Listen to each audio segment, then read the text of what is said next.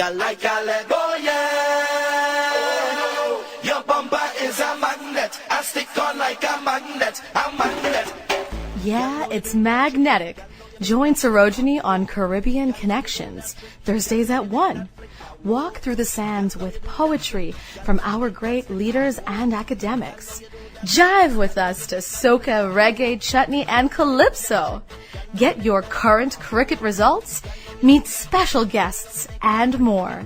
Every Thursday, 11:30 Eastern, 1 p.m. Newfoundland time.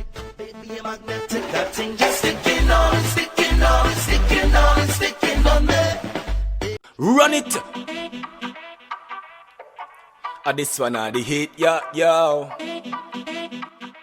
Lady Sarojini. Bless up everyone. This is Chad and Ben from Jamaica here representing for the host, Lady Sarojini with the Caribbean Connection Show. Hey, Panwa, 93.5 FM, CHMR 11. That's a pardon me. I'm a criminal, so get on your searching. But let me tell you though, if you never know, I'm an island man with an African culture. No drugs, no in my bag. Hello. Welcome to Caribbean Connections on this glorious day. We want to thank you all for tapping into today's program here on the island of Newfoundland and Labrador, in Toronto, Regina, Saskatoon, Calgary, Vancouver, Maple Ridge, and Roberts Creek, and the Nass Valley, all in beautiful British Columbia, and crossing over to New York, Connecticut, Washington, D.C., California, and moving over, of course, to Berlin, Warnemünde, and Kiel, Germany, in New Delhi, India, in Nigeria, and in the Netherlands. What's happening there, Kelly? And of course, crossing all the way over to the beautiful people in the Caribbean, to the people of Guyana, in Trinidad and Tobago, Barbados, St. Lucia, St. Vincent and the Grenadines, the Bahamas, and to all the beautiful people there whom I haven't mentioned. You know we're thinking about you, and big up. Thank you. Well, I've got to tell you, we have a fabulous guest here on the show today. Dornika, who is Berlin-based, and she's a gender-fluid Iranian-American who is a musician, a visual artist, a drag performer, and a vocal coach. So instead of me taking up more time, I just want you all to listen to this awesome interview, which we conducted virtually not too long ago, and we certainly hope that you'll enjoy it. Thank you again for tapping into today's program, and have fun with this wonderful chat between myself and Dornika.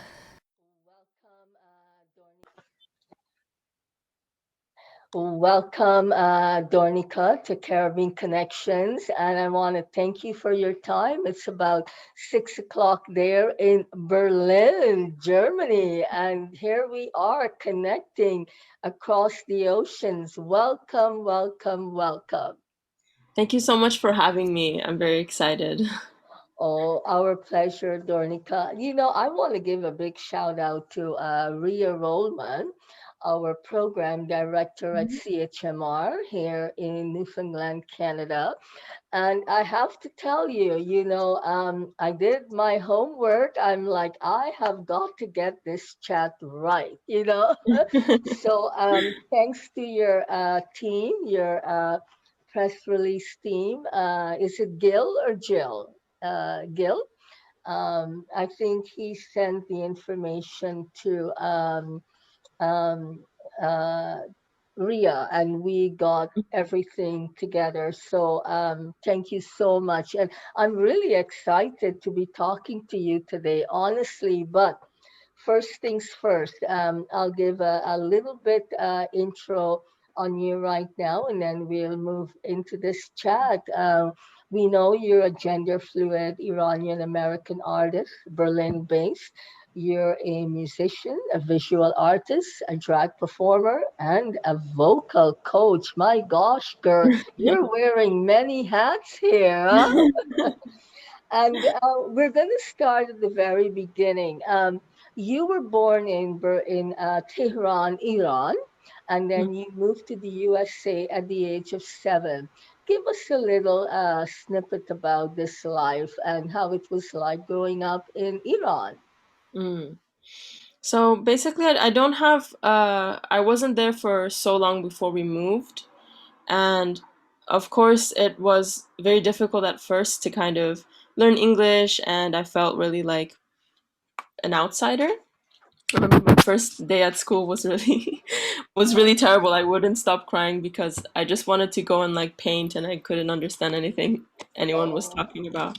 But yeah, then I slowly was getting more like integrated into it, and always the thing that I liked most was art and drawing and making things and all of that stuff. yes. Yeah. So, in the US, where did you live? What state when you moved? hmm Well, we lived in California, Wow. in Irvine, or close to Okay. Irvine, I think. Yeah, Yeah, that's a beautiful state, nice and sunny, right? yeah, Yeah. definitely. So, how did you feel growing up? I mean, at this point, did you know that you wanted to be someone different than how you were born, as they say, the way you look? Did you know you were transgender? Did you feel you a different person than your friends? Well, basically, my mom was quite like for I would say for her generation was quite open and encouraging me. And I think I always had this curiosity or always this pull to kind of mm, change shapes and try out different things. Like since I'm very young, actually, or I felt like I was kind of like part of the boys, but also part of the girls sometimes. And this was always something that I was trying to figure out what it was somehow. So I would say yes, somehow. I never felt like I was um, fitting 100% with the girls around me. And why did you feel that? I think part of it could be um, to I can't, I mean, I guess that's how I am, but part of it is also about what restrictions there are in gender, in Yeah, gender, enforced gender, basically. And I always felt like I wasn't like enough of that somehow. Like I could never be like girly enough or fitting enough to whatever I had to do, even if I tried really hard. yeah. Um, so there's also this, I think, the race factor also in this, class factor also in this, um, in what like a proper woman is somehow, or proper girl is. Things you're supposed to do, things you're not supposed to do. And I think also my experience of living in the States as a migrant, as a person of color with a single mom, um, was also making me feel somehow. Um, I felt like those internalized racism, things related to internalized racism, developing early on, and also fat phobia. So I remember like not feeling like I should be whiter, or I shouldn't be like getting darker, or I should be slimmer and something like that. So I Yes. always felt this dissonance somehow.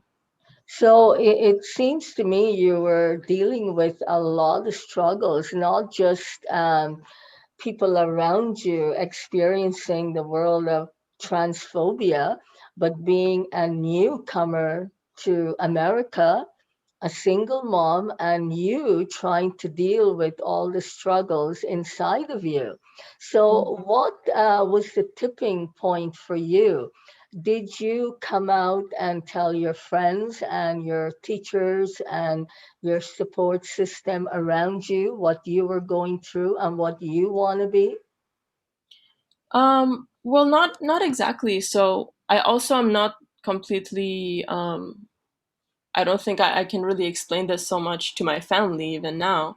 More about, I guess, my sexuality, because it's something that is it's still not accepted, but it's also like I consider myself pansexual or bisexual, and this is something that I've kind of came out recently. But this, like being gender fluid, I think is something very personal for me. So it was, Yeah. there is like always, I think for me it's not like I'm a trans man, Yes. so I can't um I guess my struggles were a bit different. It's also that I could kind of be comfortable in different spaces. But I think the thing that people don't realize is that gender is also different depending on where you're going. So in Germany, mm, like the spectrum of gender, what is considered like masculine, feminine, might be a bit different than how it is in Iran, Hmm. for example, where it's gender apartheid basically. So you're really put into this category, and things might be a bit more like you have to be a bit more hyper feminine compared to here. Whereas here it's maybe not you can still be feminine while being more non-binary in a different context, if that makes sense. Yes. Yes. So for example, if I'm not shaving my legs and I'm in Iran, it's really considered something horrifying and really it Wow. really stands out. Or if you're okay with your body as it is and you don't want to get a nose job and be completely slim, and it's just this body policing and gender policing that goes on in a really extreme form in some countries.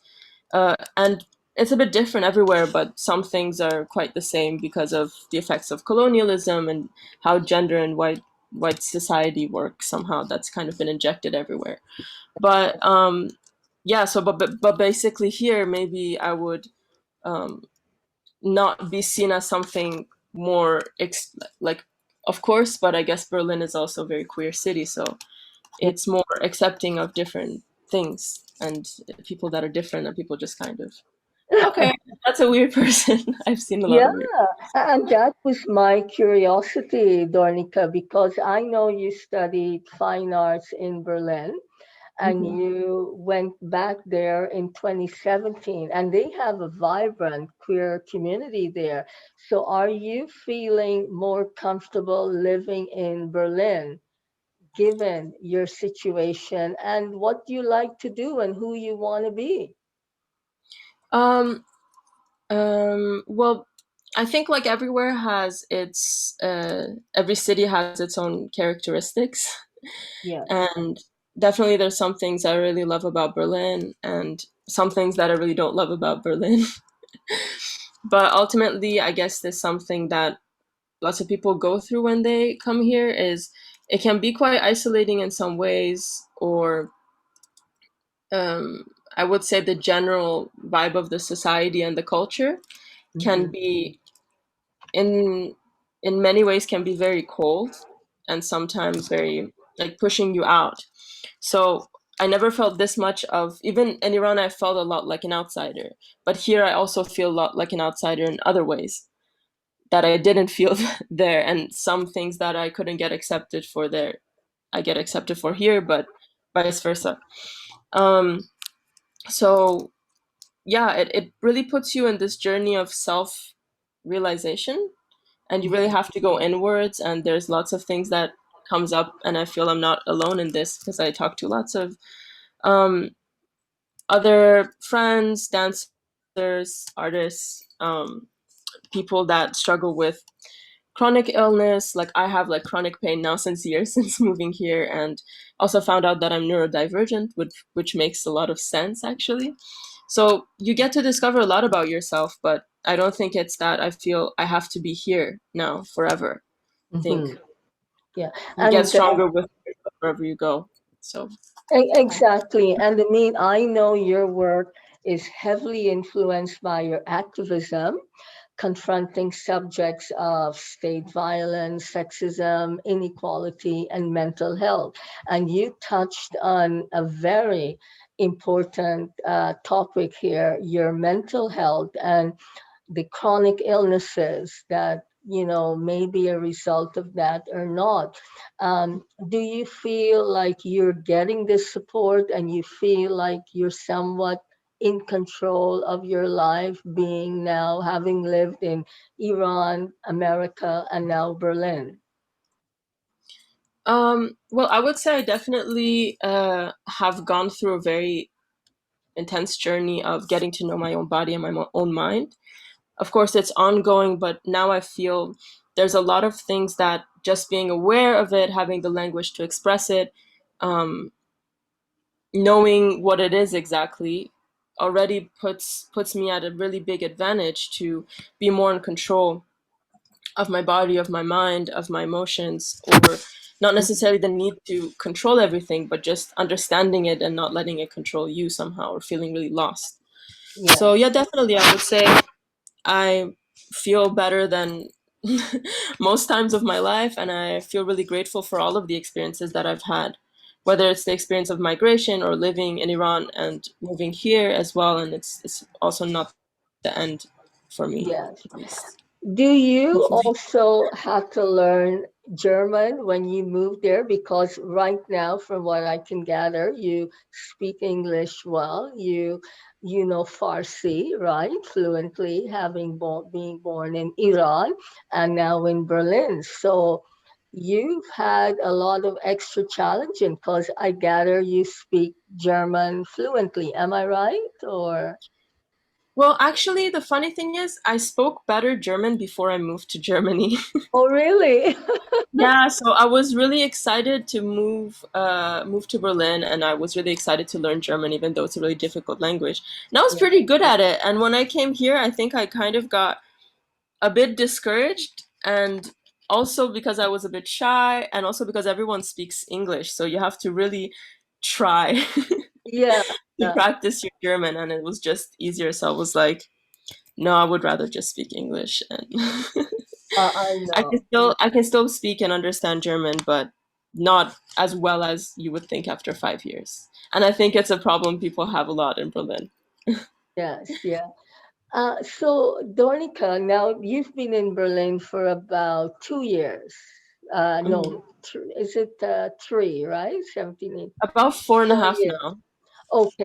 So are you finding life getting a little bit easier with work, finding your support network? I know you're quite the activist and you're striving to see a lot of justice, not only in your world, but overall.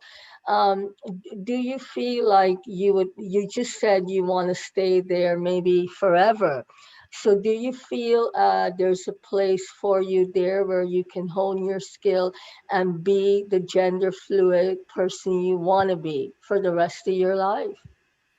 Um, I actually don't think I want to stay here forever. I want to go different places. Don't think this will be my last home at all, or I haven't found it yet because I haven't been to that many places or lived enough places to know.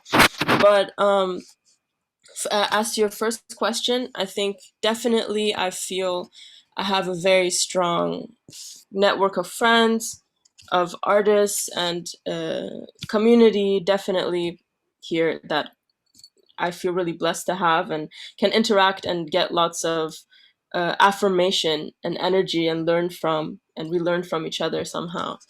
Um, as for being who I am, I just basically the thing that I've embraced about myself is that I'm not one thing, whether it's due to my work, whether it's due to my identity and my expression. So I just try to embrace this and not try to put myself in one box. And it actually works quite well for me. Like now I'm working on a film project. I'm working on my own music videos. I do my own music. I also do dancing and choreography, drag, visual arts. Like I do lots of different things, not always at the same time. Sometimes Yeah. at all at the same time and I go crazy. But I try to really feed different parts of me and find that balance what works for me. And I think this is something that it's not some it can be a bit dependent on where you are, but not always. I think it's more dependent on knowing yourself. So I feel strong to go anywhere, and maybe I will like some places more than others, but I feel like I have like a strong sense of self. So anywhere I go, I can find ways to thrive for me. Would you say Berlin is a very big cosmopolitan, metropolitan place, right? So would you say maybe in larger city centers you have more of an acceptance of people in the LGBTQ plus community, such as yourself? Would you say that? Like say Toronto, Berlin, Los Angeles, Paris, London, would you say these centers are more accepting? I think with any big city comes a few things. First is that there's lots of mixed communities. So lots of different people can come and find their own spaces and connect.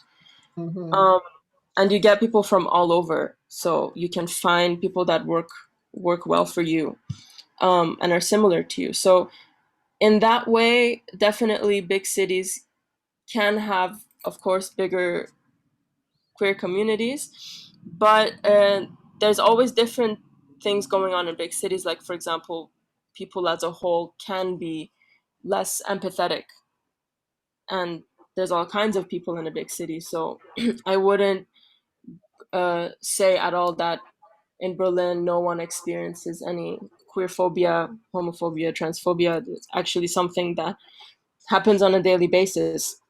It's maybe not as extreme as some places, but there's still a long way to go. And actually, yeah, I think it's mixed somehow. Okay. You can also find very small but very tight communities in smaller cities. Yeah, exactly.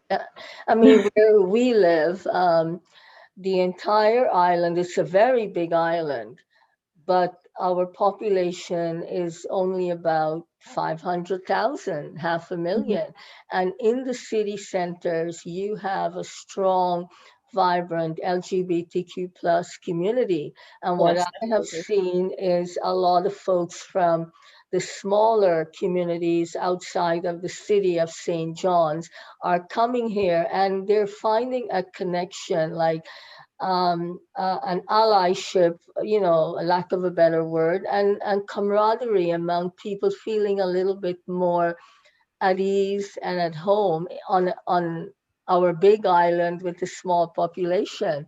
Now, one of my friends, well, our program director, I was listening to his story, and he said a quote that really struck me, and I'll read it to you, and you tell me what you think. He said, or she rather, Ria Roman, she said, unless you're being authentic in your gender presentation, in who you are, you cannot be authentic in other areas of your life. How do you feel about that? That's interesting. I think that um, to some extent, definitely is true. But I think there's lots of people. Actually, I think most of the LGBT community is in places where they can't really be authentic in their expression, but you Mm-hmm. can always find other ways to be authentic, or people to be authentic with, whether it's through your art or through your work or through your friends. It can be through expression, but not everyone has that privilege to be able to express themselves how they Mm-hmm. want without consequence.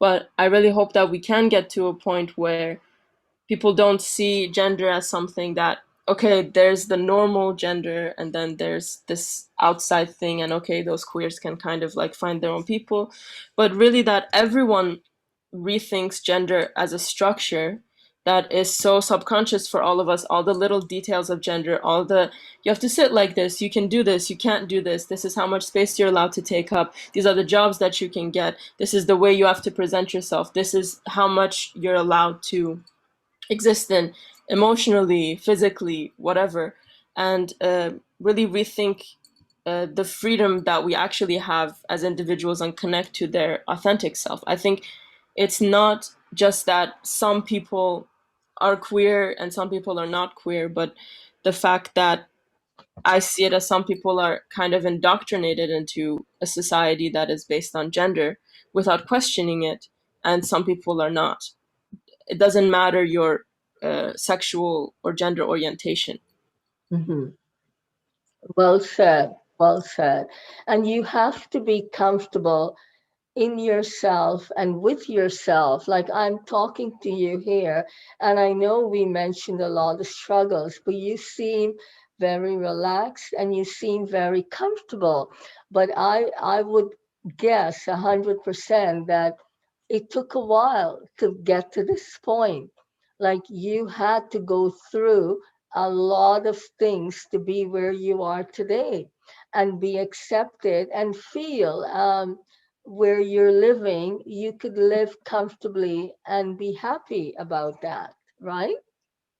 I mean, of course, I think that it's still ongoing, and there's always going to be things that are can be struggles, not because we haven't done the work for ourselves to Hmm. be authentic, but I think actually most of the struggle, if not all of it, is coming from the outside.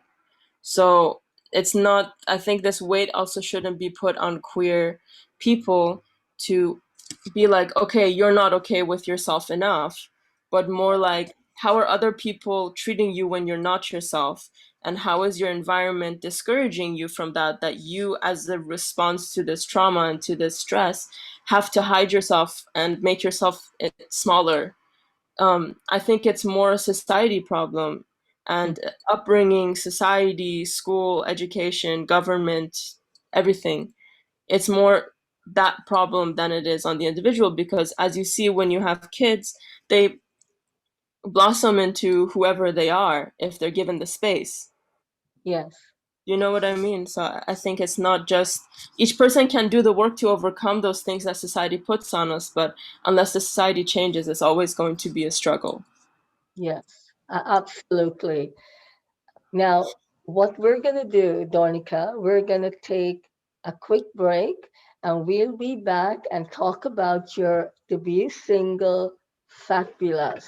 Okay? So, Yeah. hang tight. Welcome back, folks.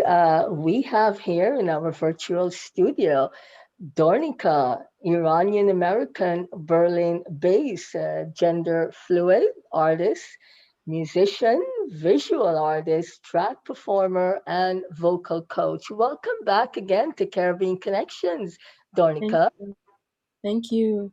I think, Great. let me try your full name, Dornika Kasrani.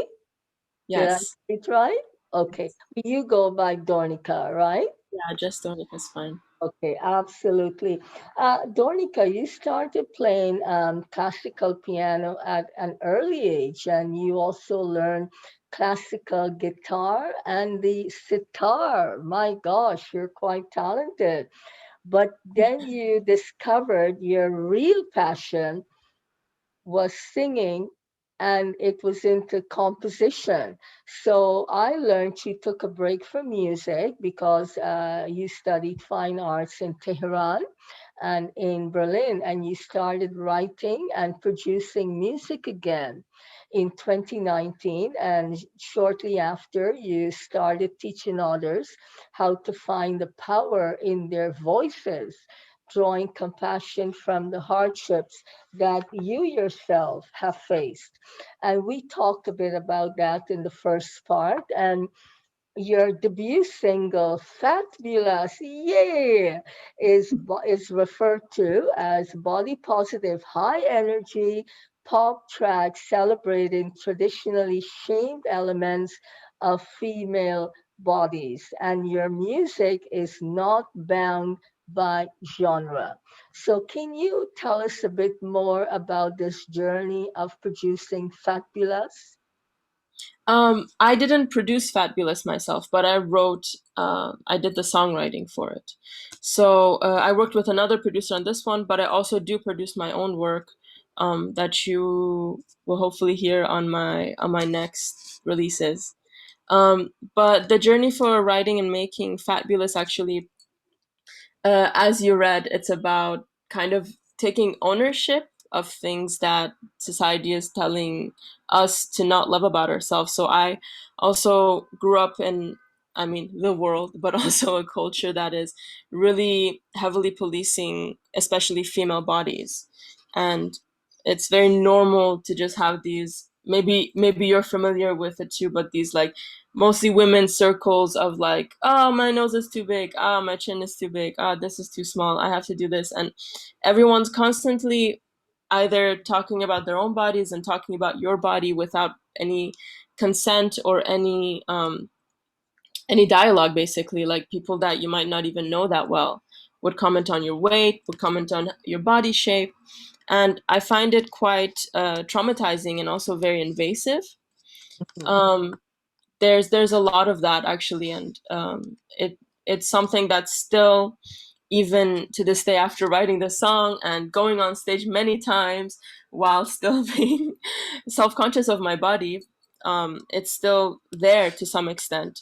um, so I really wanted to make a point of not necessarily telling people, okay, don't say the word fat, but more like if someone is telling you you're fat, you can have a comeback, be like, no, I'm not. Yes, I'm fat. I'm fatbulous. Like And that. it's That's a good play on words. I love that. yeah, I love to. I'm very nerdy. I love to kind of just very dorky. Actually, love to mix like words and just I don't know. Yeah. So basically, that's what the journey was about.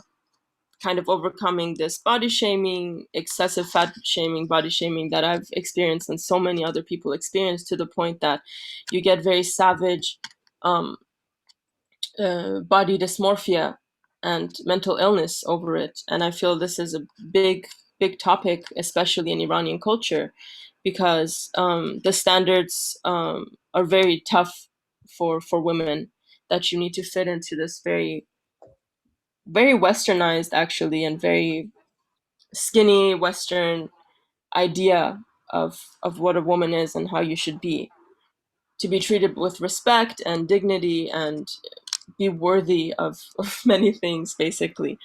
um so yeah, that's how the idea came about. And I thought, even if I'm not feeling 100% with myself, I'm going to manifest this and make other people feel good about themselves.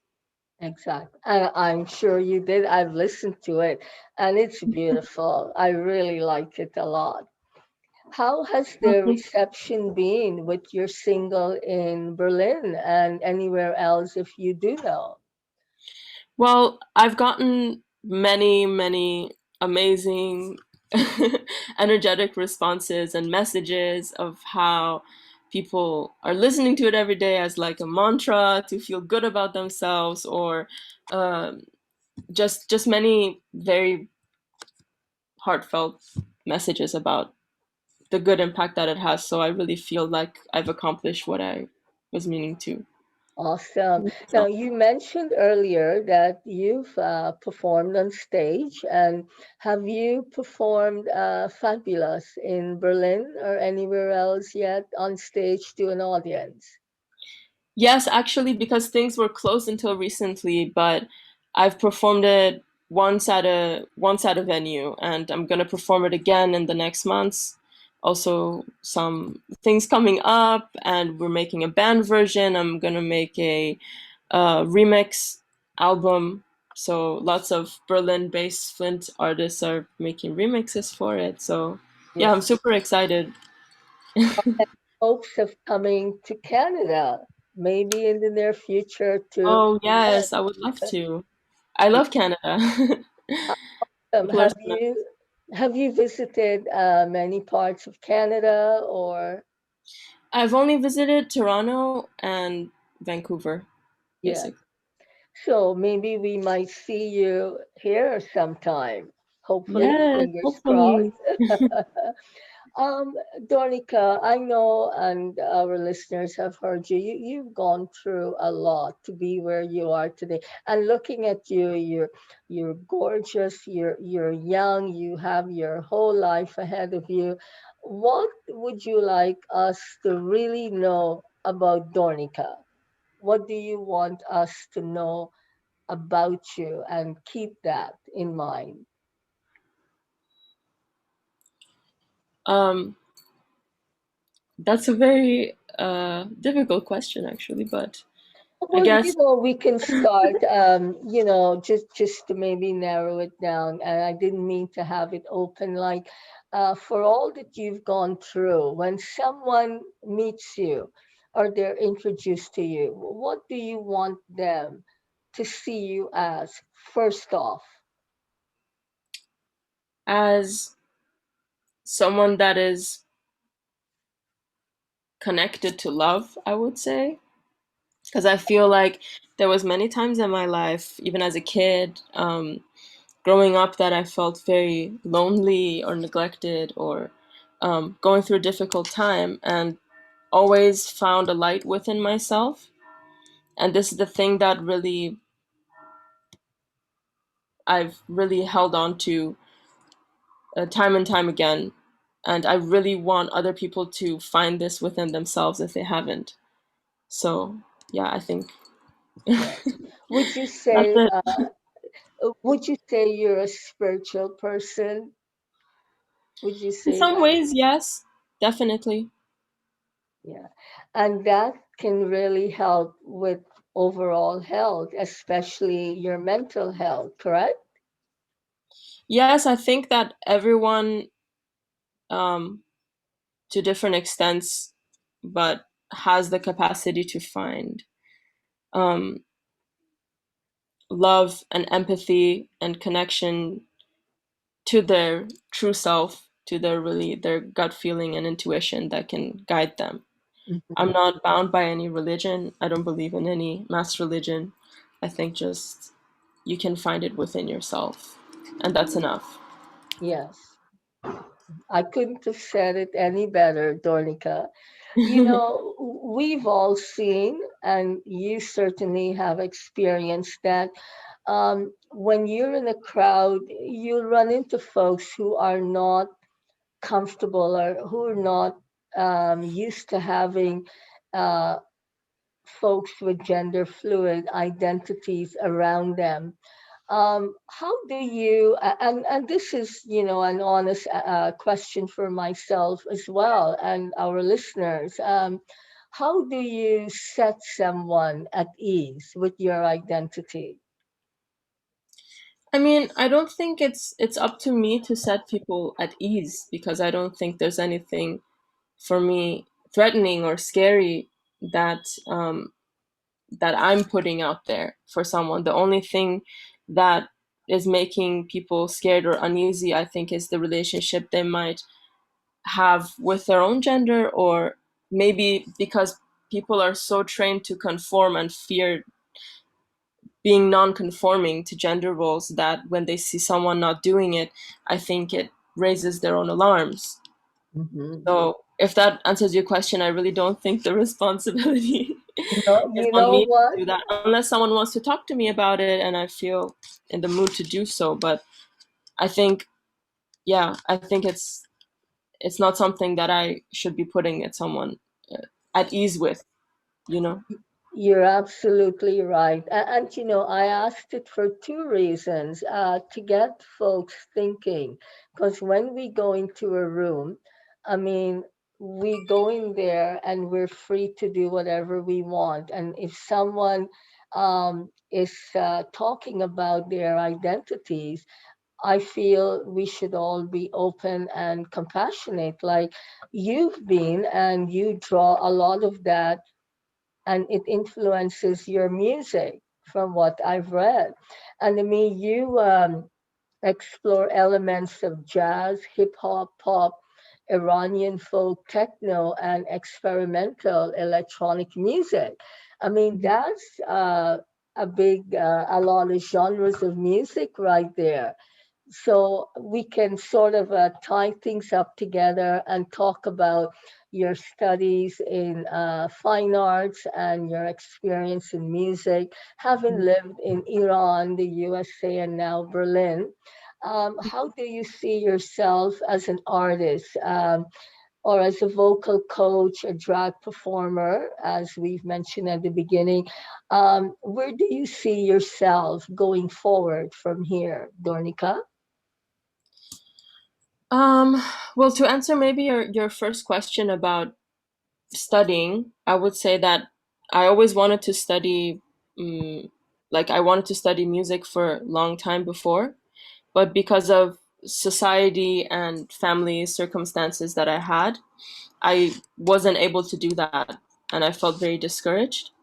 So I decided to study sculpture and then going to fine arts because there was something about music I was really like scared to go into somehow, or had lots of hurdles to kind of that I've internalized and I needed to kind of overcome. But overcoming that actually was something that really helped me to know myself better, know my power better, and also help other people to find that within themselves. If I wasn't already a shy singer and struggling with it a lot and very anxious about it, I wouldn't be able to help other people with their anxiety and to push people. So I think all of that also puts me, I always try to come from a place of compassion and also freedom. So um, I would love to keep sharing my music. And I know I just have one official single out. I have lots of demos that I'm working on now. And I would love to show the world what I'm capable of and what I'm doing and what my world is kind of all about, which is you can be anything, you can do anything. You don't need someone telling you what is good, what is not good, how you should be singing, how you should be making music, what genre you have to fall into. So I try to be as free as possible, and anything that in that moment I'm like, okay, I want to do this, even if I have no clue how to do it, I will find a way to do it.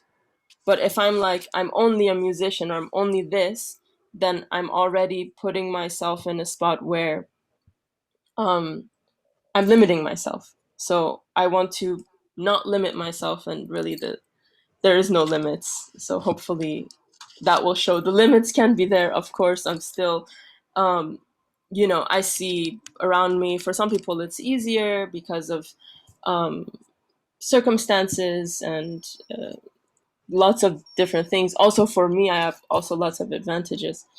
But I can just say, for being true to what I actually want to do in the moment and not limiting myself. Yes, Does that yes. answer your question? I think I went on a tangent. No, no, absolutely. I want you to talk because I'm finding this all fascinating and I'm learning so much from you. And you've gone through so much, and I've said it before, and you're still carrying on. You're not, like someone said one time, what I do is my business, it's not yours, so let's all be out there, be respectable, be compassionate. We don't know the struggles that everyone is going through. And why should we be judging? Let's look at ourselves first. And I think you are indeed a Definitely. shining example, and I so love how you've got a good support network there. And you mentioned your mom, and I want to go back a little bit to her, just for a couple seconds, if that's okay with you. I mean, I'm a mom too, and I know having children, it's not an easy thing. It's always a struggle, no matter what. And Hmm. I want to commend your mom for supporting you and giving you that opportunity. And if you want to mention it, how is she feeling about you and your successes today? Um, about many things, she's very open and supportive. She was also having, I think, a bit of a hard time when I came out to her, which was Yeah. also surprising for me. And like, my mom and I have had a sometimes very difficult relationship because she is also a person and she's not perfect. And I think it's also kind of unfair how much parents can affect us in childhood. So everyone is always growing, and we get to also talk about that. But yes, I'm very grateful that she encouraged many creative traits in me and always encourages me when I do weird things. She is also encouraging me. Yeah. And so, yeah, I'm grateful for that. Dornika, thank you for that. And I know in some ways it's difficult, not always, to talk about the support that's there or that's not there. And yes, we're not all perfect, and we could improve as well. My kids are always telling me things I can do better. And I value that because I know as a person, not as a mom, but as a person, I can make mistakes and I need to be told so I could do better and encourage them. So I want to do a big shout out to mom and all the people who've supported you, to be the wonderful person, gal, you are here today. And I know we've only got a couple minutes left. So I'm gonna put it all to you. What do you want us to close off today's wonderful chat with, Dornika? And I'm so happy you're in Berlin and I'm here and we can connect. How would you like us to close it off? Something memorable. Go for it, girl.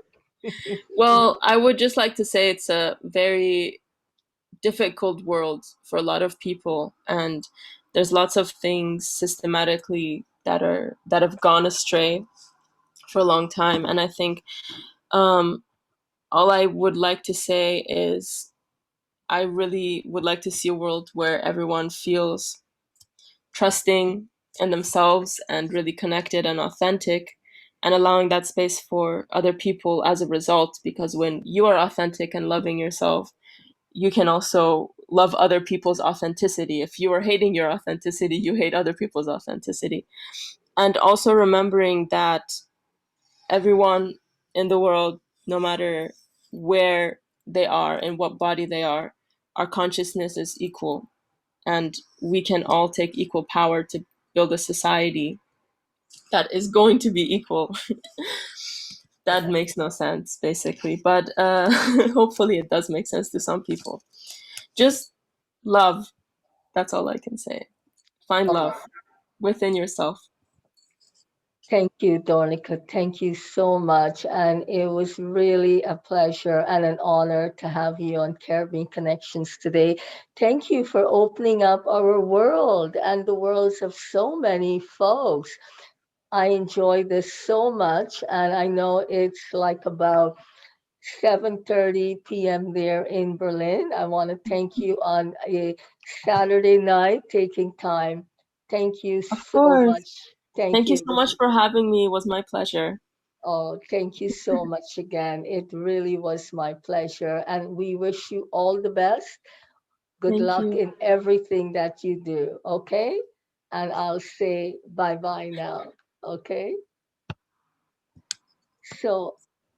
Um, We would like to thank you for tapping into today's program on Caribbean Connections. It was certainly my pleasure to bring to you Dornika, gender fluid Iranian-American living in Berlin, who's a musician, a visual artist, a drag performer, and a vocal coach. Please join us again next time where we will have another awesome show for you every Thursday at 1 p.m. Newfoundland time, 11:30 a.m. Eastern, worldwide chmr.ca. Stay healthy and well, take care of yourselves and of each other. Fatbulous, and that's Fatbulous spelling Fatbulous, is the new single from Dornika, Berlin-based musician, visual artist, drag performer, and vocal coach, who we just had in our program here today. Fatbulous is available for streaming on SoundCloud, Bandcamp, or Spotify, and can also be downloaded in .wav and .mp3 formats. So here's Fatbulous from Dornika to take us out today. Bye for now.